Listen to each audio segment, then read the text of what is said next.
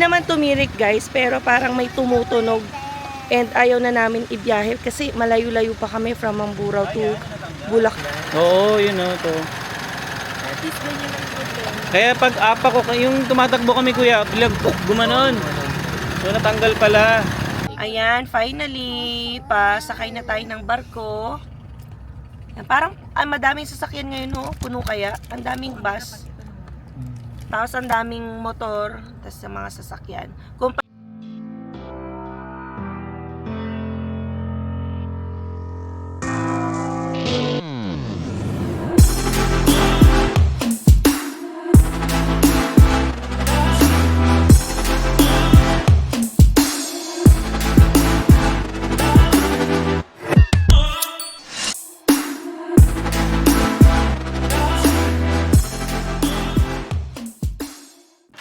Morning guys. So, pauwi na tayo ng Manila. So, tine-check na lang namin nung tito ko yung bahay. Kasi wala talaga nakatira dito. So, bago ko malis, house tour ko na kayo. Ayan. Ito yung kwarto namin. Ayan, kwarto ng mom ko. Tapos yung sa akin kasi nandun sa kabila. Ayan. Sarado na. Ito yung tito kong pogi. Banyo. Ah, the dead mo. Ilaw. Ay, ba't yung may... Mabot mo, may patunga pa dyan. Ayan. So yung breaker kasi, ibababa namin. Yaman lang mo kasi siya yung aking dito. Para mas safe. Oh, wait lang. Kasi ito yung kwarto ko. Yung time na kabataan ko, ito yung kwarto ko. Ayan. Double deck. Pero hindi naman nagagamit yung taas. Ginawa na lang tambakan. Ayan. Yun lang, Tito Bong. Yung sa dulo lang. Oo. Ito, Kasi, taas? ha? Ito. Hindi, kay kuya yan. Ito. Ayun o, taas. Ito. Oo, yan yung sa amin. Ayun o. Baba ka lang to. May ko main switch. Okay. Wait nga, Tito Bong. Yung nakasulat o. May kamay. Baba breaker. Ayan. Baba ka lang to. Ayun lang. Sa generator naman yun. Yan. Ito lang to. Wala na yan. Kay kuya na yan eh. Dito rin kuha. Oo. Tapos ito. Yung aming kitchen. Pinagawa nung ate ko to. Yung sa Germany. Pero okay naman siya. Kasi ganito yung tiles niyan dati. Napalitan niya lahat. Tapos hindi pa raw siya tapos. Sabi ko nga, bakit ano pa? Kasi wala naman tao dito. Okay lang naman daw sa kanya. Tapos yun, ang iilaw na lang dito, syempre wala nga tao, yung mga solar namin. Yan, lahat yan. Maraming solar, pati dito sa kwarto ni mama naka-solar din. Yan. Alright. So, saan na natin? Ayan. Ano lang yan? Yan. Then yung likod namin doon, nandun yung mga aso, nakatago. Ay, si mga bata. Asa si ate mo pala? Labas na rin ka, tabi na sila. Iniwan ko yung susi, Nel, ha? Si ate Tapos, Tapos, mo. Balik natin yan ang mga pangit. ito yung mga... Tapos binuksan ko yung gate doon para sa aso. Bakit? Ayan, mga pamangkin kong magaganda, oh. Diba? Ito, may boyfriend na to, eh. May boyfriend na agad to, eh. Ayan. Nel, yung ano, ha? Isusi na doon. Tapos, may basura doon, isa lang. Tapon mo na lang, ha? Sabi mo si kay ate, Chrissy mo. Ay, ano to, oh, kaibigan niyo raw to. Ay, kay... Kaibigan Jason ba, Jason? Kaibigan mo raw yan? Ah, ni Trixie. Ah, Trixie. Oh, si Jason, yung ano. Tapos yun eh. Susiyan doon, sige na. Oh, ilapit to, pasok yung ligaw na aso. Tatay ligaw na aso yun.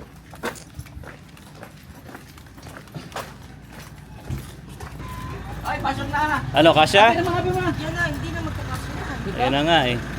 Nagdagdag kasi ng mga ano, eh. Nalisa ako ng So guys, stop over muna tayo. At pagas muna tayo. Tsaka bumili tayo ng tubig sa 7-Eleven. Ayan.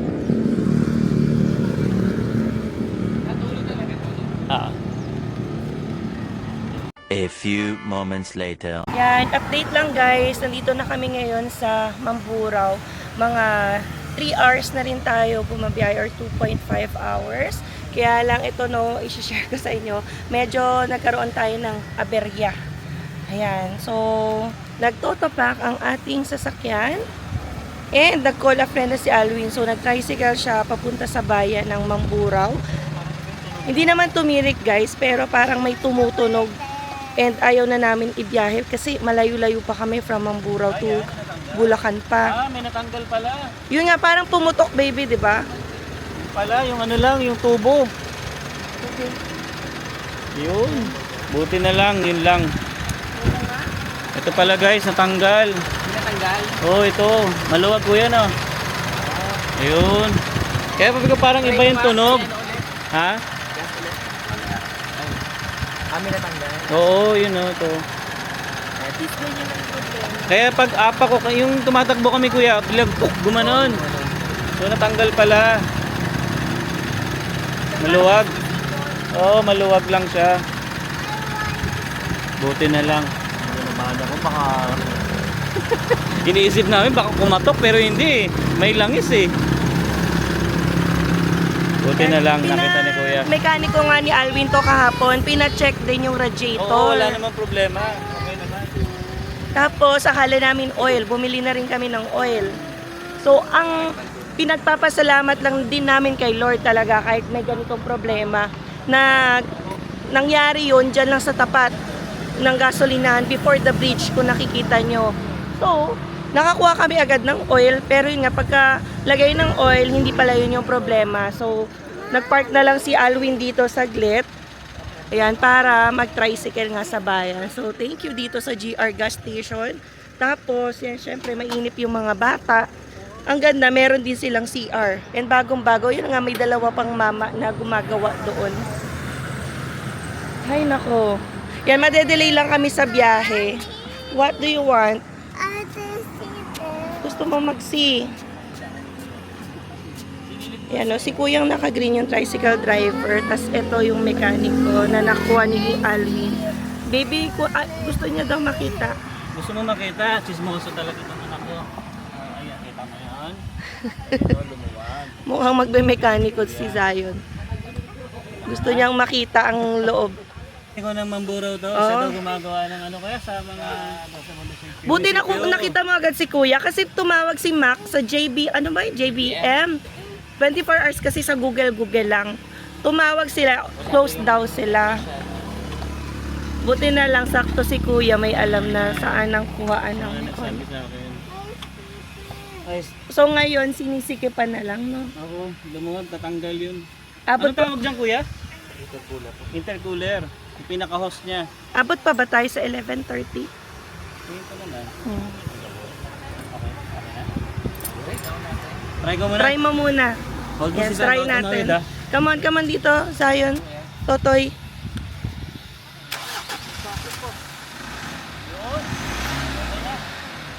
Oh.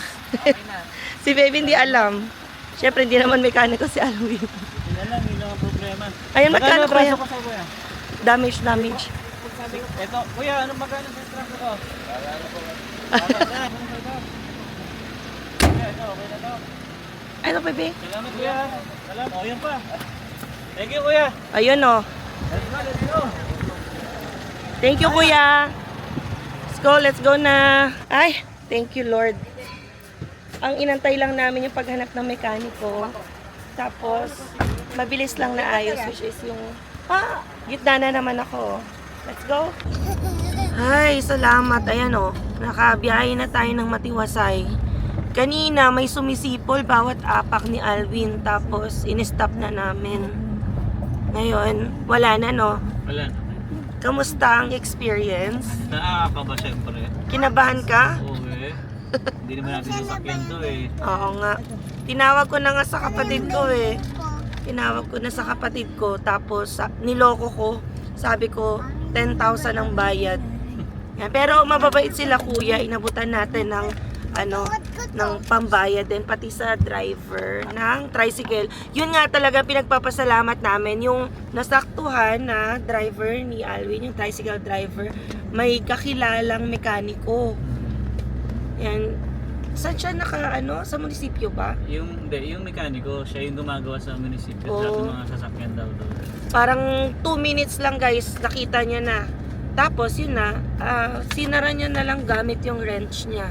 Yun lang, Kita niya yung ano. yun lang yung ginawa. Lock. So si Alvin, kahit makita niya pala Hindi ko yun, napansin kanina kasi yun. Ang nasa isip natanggal ko na. yung makina kasi, tsaka yung oil. Oo nga, kaya naglagay din tayo ng Oo, oil. naglagay na rin ako kasi medyo kulang din kasi yung oil. Ayan, at least, grabe na nagkaganon pa, 30 minutes away na lang kami sa Abra Port. Iniisip na namin kanina mag-hotel na ba kami habang pinapaayos to kasi mamaya kinabukasan pa maayos yung makina o kaya yung iba magbabas na lang. Ang kinakabahan ako yung yung katok, baka pumatok yung makina. Pero malabo naman kasi hindi naman nag-overheat. Wala namang warning dito. So, kaya hindi naman tayo hindi tayo mekaniko kaya Buti na lang available siguro kasi si Mac din, tumawag siya sa yung Google lang na mechanic nearby. Tumawag din sila kasi hindi nasagot. So sinabi na close daw sila ngayon. Yun talaga ang the best na nakahanap ka ng tricycle driver na may sakto lahat. kilala. Malakas ka pa rin kay Lord. Oo nga. God willing. Tapos, So, ngayon, hahabulin natin ngayon yung 11:30. yan yun naman talaga yung original plan.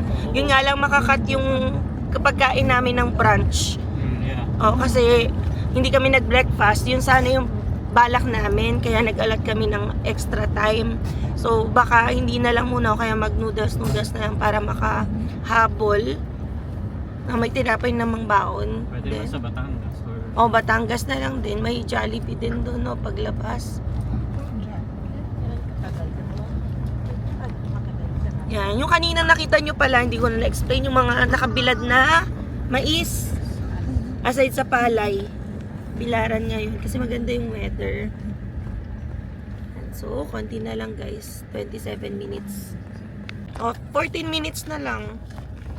Abra di Ilog na tayo guys. kuya naman dyan, parang Hahanapin na lang natin yung bilihan ng ticket ng Montenegro. sana umabot. Sana. Kaya pa yan.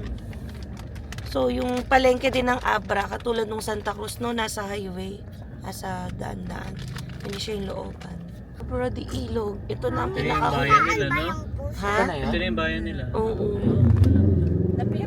Kumbaga sa sa Canada, ito yung small town ng Occidental Mindoro. Pero meron pang iba, meron pang Paluan. Yun nga lang yung iba, island, like Lubang Look. Nakaseparate siya sa isla. Ayun na yata yung munisipyo. Tapos ito, elementary school sa kaliwa. Yung katabi ba niya, munisipyo? Gusto ko dyan. Poblasyon. School. Simbahan. Simbahan. Ayan o. Montenegro, 11:30 AM. Sana makaabot. Yan, pinabigay ko na kay Alwin yung yung wallet. At hindi ko alam kung magkano aabutin. Although, yung papunta kami, yun nga, 2,200 sa sasakyan, tas 550 sa adults, 350 sa senior citizen, and yung kids ay libre. Mukhang aabot tayo. Nagkakwentahan na calculator. Kaya lang, yun nga, bili na kayo. Meron naman tindahan sa labas kung anong gusto nyo para makaabot tayo sa barko. Yan, Montenegro. Mas mabilis ba yung Montenegro? Mas reliable. So, ito na. Nakuha na natin yung mga tickets. So, since Roro Master tayo last time, mas mahal yung Montenegro, no? From 550, 572 siya. Per person to. Libre pa rin yung mga kids. And then, yung sasakyan, imbes na, magano ba yun? 2,200, dito to 860. Yan, mas mahal. Pero sige, go na. At kailangan nating makaluwas. So, thankfully, nakaabot tayo ng 11:30. Sakto. Nagloloko pa nga si Alwin. Alas 3 pa daw. Pero yun. So guys, dito na tayo sa Abra de Ilog Pier. Ayan, so nandito na rin yung sasakyan namin barko. Medyo marami kaming private, no? Ayan. Tapos meron ding Roro bus. So ito pala yung port ng Abra de Ilog. Actually napakita ko na to nung dumating kami, no? Pero mabilisan lang kasi yun. And yan, ganda nung namin, no? Port. Oh, 'di ba? Yan. So hindi pa nagpapasakay ng ano, ng mga private. Pero yung mga pasahero, pinapapasok na. Yan. So lakad tayo dito. Wala pa naman eh. Nakapila na rin naman na tayo. So safe na yan. Yan. So yun yung barko na sasakyan natin. Carmelita. Sana mabilis. And buti na lang talaga guys, no? Naayos agad yung sasakyan. At buti na lang din talaga ganun lang yung sira nung sasakyan. Nabunot lang yung para dun sa intercooler. Hindi ko rin napansin kanina yun eh nung umano ako nung binuksan ko yung hood kasi nga ang focus ko dun sa makina. Kasi nagtataka ako pag ano ko yun eh, pag apa ko ng gasolina, biglang parang may gumanon. So akala ko kumatok talaga yung makina, sabi ko. Pero malabo kasi, iniisip ko rin, imposibleng kumatok din dahil wala namang nag-indicate or sign doon sa dashboard ko na any problem or kung nag-overheat man. Tapos yun, chinek ko lang din yung oil. Nagdagdag lang ako 1 litro kasi medyo konti na rin. And yun, buti na lang talaga, ganun lang yung nangyari. Kasi kung hindi, nako, mamumblema kami kasi starting tomorrow meron na kaming gagawin. So kasi ano na rin eh, parang 1 week na lang din kami dito sa Pilipinas, kaya kailangan mamili na rin kami. Kaya talagang problemado if ever mangyari to kasi although may isa pa naman sasakyan doon sa kapatid din ni Emma, pero syempre ginagamit din naman kasi nila yun. At least itong sasakyan kasi na to na Montero, bihirang gamitin to kasi yung kapatid ni Emma na si Joy ay work from home. Kaya bihira gamitin. Kami lang gumagamit ito pag umuwi. Yan, so gagamitin lang nila pag yung mamamalengke, may lalakarin lang ng konti. Yan, so yun. Mukhang nag-start na magsakay. Ayan o, inuuna muna yung mga truck kasi kailangan nila i-balance to eh. So i-balance nila yung bigat, tsaka sa laki ng ng mga truck. Ayan. So for sure, medyo nasa unahan tayo, which is okay din para pagka labas natin ng Batangas, nasa unahan tayo. Ayan, dami ring motor oh. Ayun oh, mga rider oh. Dami. Ito, ganda rin dito oh. Ito sa side na to. Dati nung nakapag-drone ako dito eh. Pwede mag-drone dito, na ako dati dito pero matagal na. Ayan, ang ganda niya no. Ooh. Ayan, so Ayan, finally, pasakay na tayo ng barko. Ayan, parang madaming sasakyan ngayon, no? Puno kaya. Ang daming bus. Tapos ang daming motor. Tapos sa mga sasakyan. Kumpara kasi dun sa papunta kami, ilang vehicles lang yun. And maalon pa kaya, no? Ang lakas ng hangin, eh. Tingnan natin. Dapat timingan mo yung pagpasok. Hindi siya. Hindi naman. Parating na yung isa Roro Master. Okay din yung Roro Master na nasakyan natin, mabilis. Kasi siguro nga magaan. Ayun yung mga baso na nauna. May pagkaalon lang. Ang sasakyan namin, Montenegro, MV Carmelita. And explore natin kung ano yung meron sa loob. Guys, so dito tayo sa barko.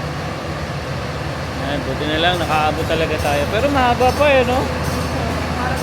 Quarter to 12 na rin eh.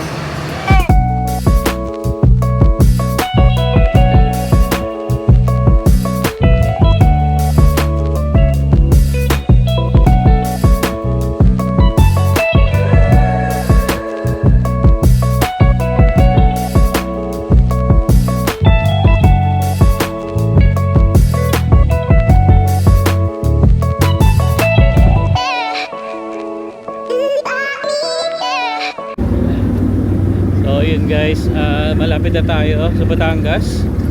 Ayan. So, tanaw na dito yung Batangas. Bali yung kasi guys, Batangas to Abra, straight lang to. Straight lang yan, hanggang doon.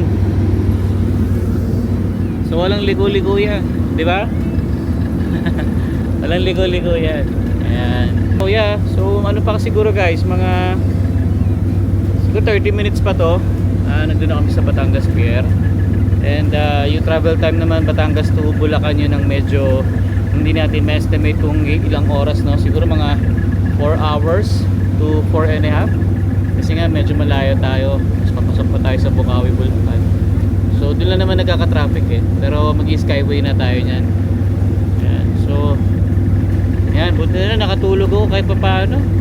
Kasi syempre guys, 3 hours ako nag-drive, tapos aga ko rin nagising. Kasi nga, ang plan talaga namin is 7 AM umalis na ng bahay para habulin nga tong 11:30. And buti na lang nakaabot tayo kahit nasiraan tayo. Yeah, we're going to Tita Joy na. Alright, so yun guys, mamaya ulit. So malapit na tayo guys, kaya kailangan na natin pumesto. Kasi mamaya, pa nagbabaan yung mga pasahero, maipit tayo sa taas. Kasi punong-puno ang barko, ang mga pasahero. Kaya puporma na tayo.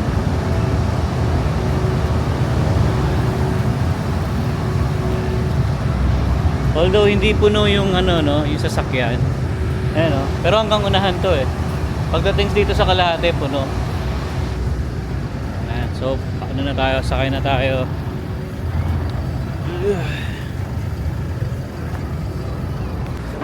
So guys, huminto muna tayo dito sa Carindia kasi wala pa kaming lunch. So dito pa rin to sa Batangas.